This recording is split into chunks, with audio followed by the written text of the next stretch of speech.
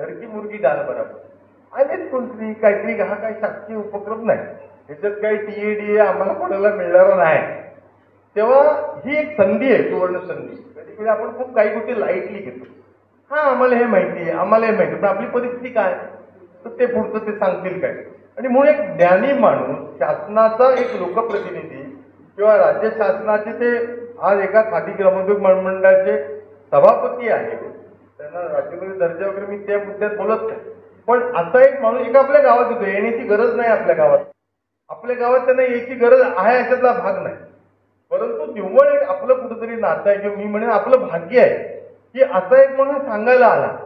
हे जर इंग्लंड अमेरिकेत असते तर त्यांना सांगायला तर कितीतरी $1 मिळाले या आमच्याकडे. आणि सगळ्यात सीआरपी आहे ना माझी हात जोडून विनंती, त्याच्यात कुठलंही काही राजकारण आपल्याला करायचं नाही, आवश्यकता त्याची आहे असं मला वाटत नाही, की माझ्या सामाजिक जीवनामध्ये मी ते कधी केलं नाही. पण आपल्याकडं सोन्याचं ताट घेऊन जर ही मधुपक्षी आले तर ते घेऊया एवढं मी तुम्हाला सांगेन. आणि म्हणून खूप चांगल्या पद्धतीनं साठे साहेबांचं हे मार्गदर्शन आहे. त्यामुळे मला असं वाटतं की आपण सगळ्यांनी ठरवलं पाहिजे, नाही आपला जो गाव आहे ह्या गावातला प्रत्येक माणूस हा आत्मनिर्भर झाला पाहिजे.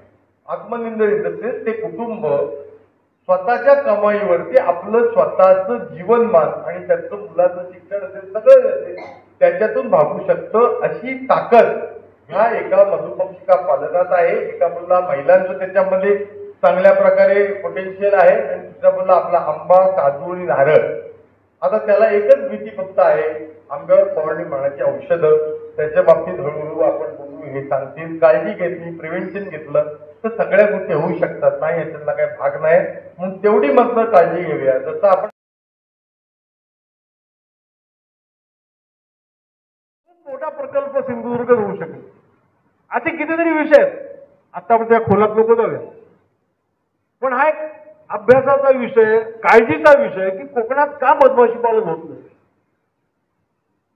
जिथे दुष्काळी दुष्काळी भागात सुद्धा आमचे मधपाळ आहेत ते करतात, पण कोकणात का होत नाही. निसर्ग सौंदर्य आहे, पाऊस हा मोठा शत्रू आहे मधमाशीचा, पण त्यालाही उपाय आहेत. त्यामुळे आता तो चर्चेचा विषय नाहीये, पण आपण तो विचार करणार आहोत. त्यामुळे मधमाशांचं जतन होणं, संवर्धन होणं, ती चळवळ होणं, प्रबोधन होणं अत्यंत आवश्यक आहे. आणि या प्रबोधनाचा एक भाग म्हणून आज आपण इथे जमलेलो. त्यामुळे मला खूप आनंद आहे की आपण गणपतीचे दिवस आलेले आहेत, पुढच्या काळात गणपती सुरू होईल. आजचा दिवस म्हणजे कामकाजाचा दिवस आहे आणि वेळ सुद्धा अशी अडमिळ ठेवलेली आहे, तरी सुद्धा आपण चांगल्या संख्येने आलात. आपलं मनापासून स्वागत आहे. आणि आपण त्या चळवळीचा सर्वजण एक घटक होत.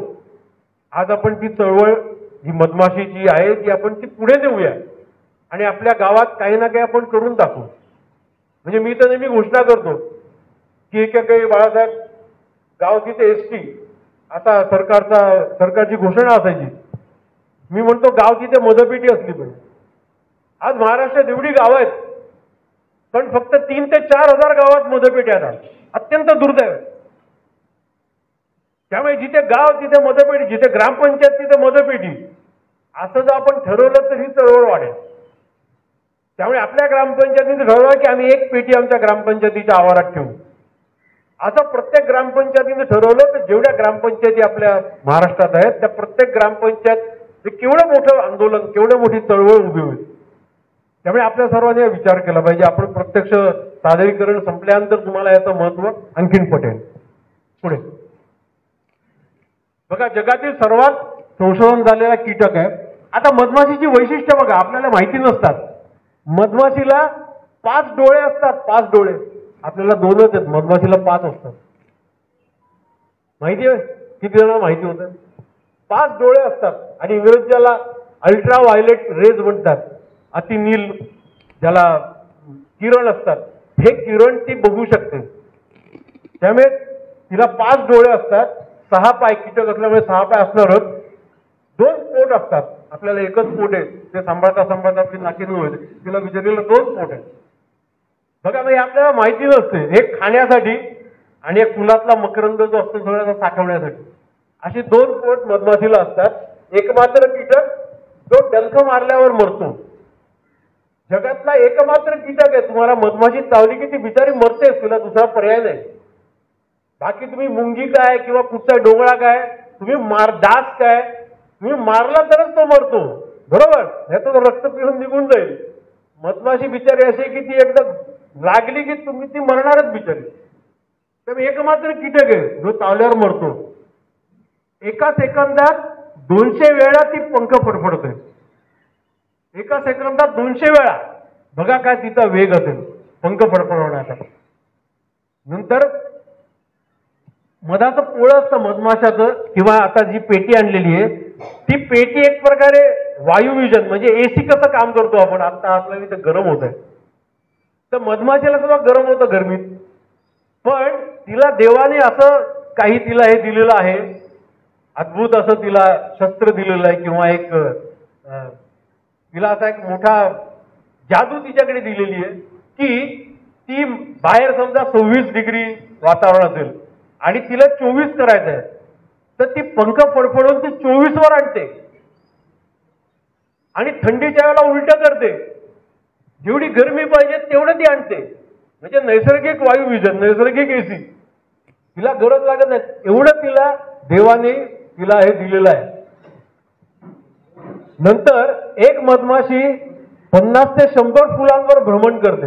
एवढीशी मधमाशी 100 फुलांवर फिरते आणि सर्व आयुष्यात केवळ अर्धा चमचा मध गोळा करते ती. आणि तिचं आयुष्य किती असतं? फक्त 4 महिने, 120 दिवस, 100 ते 120 दिवस एवढीच मधमाशी जगते. पण संपूर्ण आयुष्यभर कायम कार्यरत असते. संपूर्ण आयुष्यभर काम करून अर्धा चमचा मध ती निर्माण करते. राणी मधमाशी आहे, ही राणी मधमाशीचं आयुष्य असतं 2 ते 2.5 वर्ष. हे मला काही माहित नव्हतं. मी सभापती झाल्यावर मला हे सगळं माहिती मिळाली आणि आणखी मी मिळवतोय. मी 2-2, 2.5 तास या विषयावर बोलू शकेन. आता राणी माशी असते ती 1000 ते 1,500 अंडी रोज घालते. काही काही ह्या इजरायलमधल्या राणी माशा तर 2,500 अंडी घालतात रोज. राणी माशी जगते 2.5 वर्ष, 2 ते 2.5 वर्ष. आणि अगदी बाळासाहेब मला आणखीन एक माहिती मध्यंतरी कळली होती, एकदम ज्याला आपण बोलू की इंग्रजीत इंटरेस्टिंग म्हणतात. म्हणजे एका मधपेटीत किंवा एका मधपोळ्यात एकच राणी माशी राहते. प्रत्येक 15 दिवसाला 16 दिवसाला दुसरी राणी माशी तयार व्हायला लागते. पण जी आधीच्या पोळ्यातली राणी माशी असते ती तिला जगून देत नाही, तिला मारून टाकते. माझ्या एकटीचंच साम्राज्य, मी तुला जगून नाही देणार. त्यामुळे मग राणी माशीचं पैदास करणं किंवा तिला वाढवणं याचं प्रशिक्षण आपण देतो. कारण इथे आमच्याकडे ताटे आलेले आहेत किंवा आमचे आणखी अधिकारी आहेत की राणी माशी जेव्हा तिचं अंड जेव्हा वेगळ्या पद्धतीत असतं, राणी माशी थोडी मोठी असते, तर ती जेव्हा ती व्हायला लागते त्याच वेळेला तिला बाजूला करायला लागतं. म्हणजे दुसरी वसाहत आपण करतो, म्हणजे मग दुसरं पोळं तयार होतं, दुसरी मधपेटी तयार होते, दुसरी वसाहत तयार होते.